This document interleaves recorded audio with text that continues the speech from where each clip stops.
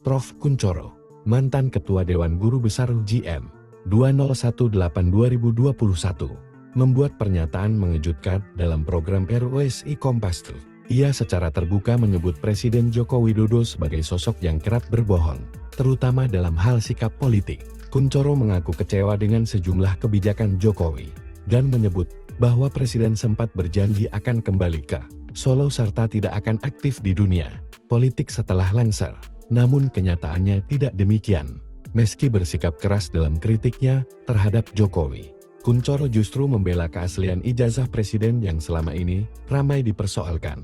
Ia menyatakan memiliki data, sejarah, serta kesaksian dari dosen dan teman-teman Jokowi yang membuktikan bahwa ijazah tersebut asli. Ia pun menegaskan bahwa sebagai guru besar, ia menjunjung kebenaran dan tidak mungkin ikut menyebarkan kebohongan. Kuncoro juga menyindir pihak-pihak seperti Rismon Sianipar dan Roy Suryo yang masih menggulirkan isu ijazah palsu.